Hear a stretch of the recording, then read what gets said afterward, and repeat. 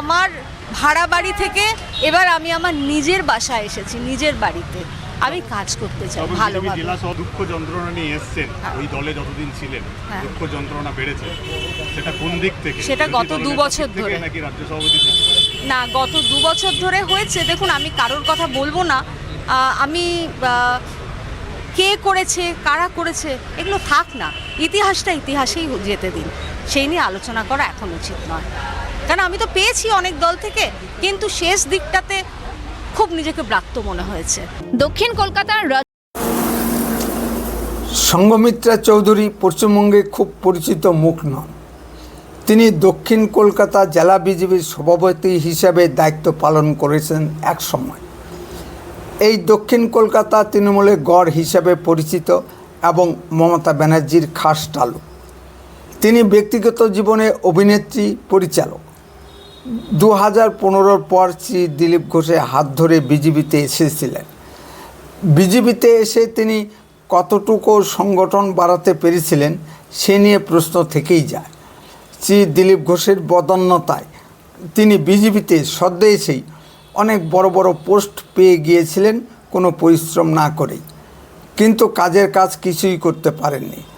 বিজেপির সাধারণ কর্মীদের সঙ্গে তার কোনো যোগসূত্র ছিল না। তিনি এলিট ক্লাসের মহিলা। 21-এর নির্বাচনে তিনি দক্ষিণ 24 পরগনার রায়দিঘি বিধানসভার প্রার্থী ছিলেন।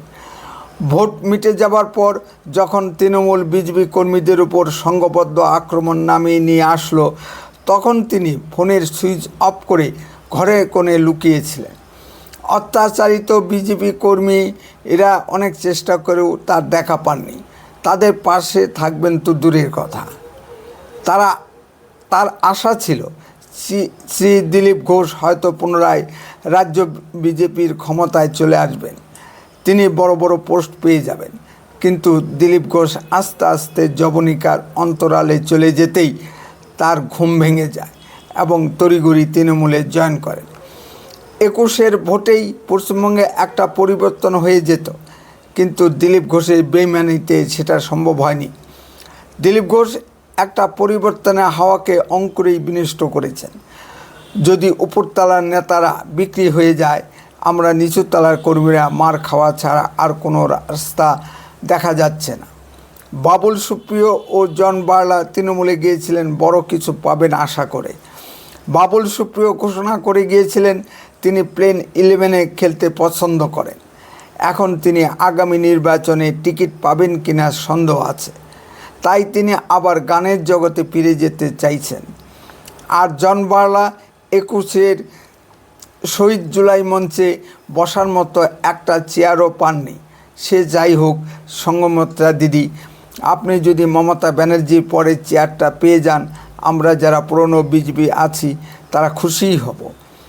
আমরা আপনার ভবিষ্যৎ উন্নতি আশা করছি। নমস্কার, আপনারা শুনছেন উত্তরে কণ্ঠ। উত্তরে কণ্ঠ থেকে আমি চিফ প্রভাত, বসাক, তুফানগঞ্জ, কোচবিহার। পশ্চিমবঙ্গের মানুষ যেখানে তৃণমূল ত্যাগ করতে চাইছেন, এত চুরি, দুর্নীতি, ভ্রষ্টাচার দেখতে রাজি নন, সেখানে সঙ্ঘমিত্র চৌধুরীরা কেন বিজেপি ত্যাগ করছেন? প্রশ্ন এখানে। সঙ্ঘমিত্রা চৌধুরীরা সিপিএম ঘরানার লোক। সিপিএম ছেড়ে সরাসরি বিজেপিতে এসেছিলেন, এসে হাতে নাতে ফলও পেয়েছেন। গত 2 বছর ধরে তিনি কোনো সাংগঠনিক দায়িত্বে নেই। সাংগঠনিক দায়িত্ব না থাকলেও তিনি তো নেতা। তার সংগঠনের সঙ্গে কোনো যোগাযোগ কি ছিল না? তিনিও রাখেননি, বা বর্তমানে যারা সাংগঠনিক দায়িত্বে আছেন তারাও রাখেননি। বর্তমান রাজ্য সভাপতি শ্রী শ্রমিক ভট্টাচার্য খুব ভালো উদ্যোগ নিয়ে পুরনো বিজেপি কর্মীদের সঙ্গে যোগাযোগ করছেন। শ্রী শ্রমিক ভট্টাচার্য মহাশয় আমাদের কুচবিহারে এসে সমস্ত পুরনো বিজেপি কর্মীদের ডেকেছিলেন। সব পুরনো কর্মীরা রাজ্য সভাপতির ডাকে সাড়া দিয়ে সবাই উপস্থিত হয়েছিলেন। এখন যদি কারো ইচ্ছা থাকে বিজেপির দলটাই ছেড়ে দিব, সে অন্য বিষয়। অনেকেই বিজেপি ছেড়ে দিয়েছেন, তাতে বিজেপির খুব ক্ষতি হয়েছে এমনটা বলা যায় না। রাহুল সিনহা এক সময় রাজ্য সভাপতি ছিলেন, কেন্দ্রীয় সম্পাদক হয়েছেন, তারপর তার কোনো দায়িত্ব নেই বর্তমানে। তিনি কি বিজেপি ছেড়ে দিয়েছেন? অনেক অপমান সহ্য করেও বিজেপিতেই রয়ে গেছেন। একসময় দুধকুমার মণ্ডল বিজেপির বীরভূম জেলার সভাপতি হিসেবে দায়িত্ব পালন করেছেন। এখন কোনো দায়িত্ব নেই, তাই বলে কি তিনি দল ছেড়ে দিয়েছেন? জেলা সভাপতিদের উচিত সব পুরনো কর্মীদের সঙ্গে যোগাযোগ রাখা। দলে নতুনদের জায়গা দিতেই হবে। নতুনদের জায়গা না দিলে দল বড় হবে কি করে? আপনার যদি যোগ্যতা থাকে তবেই তো সাংগঠনিক পদ আশা করতে পারেন। শ্রী শুভেন্দু অধিকারী দলে নতুন এসেছেন। তিনি যেভাবে তৃণমূলের বিরুদ্ধে লড়াই দিচ্ছেন তা প্রশংসার দাবি রাখে। এই জন্যই তিনি বিরোধী দলনেতার দায়িত্ব পেয়েছেন। আচ্ছা সঙ্গমিত্রাদি, 21-এ আপনি রায়দিঘি বিধানসভার ক্ষেত্রে দাঁড়িয়েছিলেন। হারার পর কি আপনি কখনো ওই কেন্দ্রে গিয়েছিলেন? আমার মনে হয় আপনি যাননি বা কোনো যোগাযোগ রাখেন নাই। ঘরে বসে কি পদে আশা করতে পারেন? এই ধরনের ব্যক্তিত্ব তৃণমূলে চলে গেলে দলের বিশেষ কোনো ক্ষতি হবে না। তৃণমূলে গিয়ে বলেছেন আপনি বাঙালি অস্মিতা রক্ষা করবেন। মমতা ব্যানার্জি নিজেই বাঙালি বিদ্বেষী, সেখানে আপনি কিভাবে বাঙালি অস্মিতা রক্ষা করবেন? মমতা ব্যানার্জি এত বাঙালি করছেন, তার দলে কেন ইউসুফ পাঠান, কীর্তি আজাদ, শত্রুঘ্ন সিনহারা টিকিট পায়? যোগ্য বাঙালি কি কেউ ছিল না?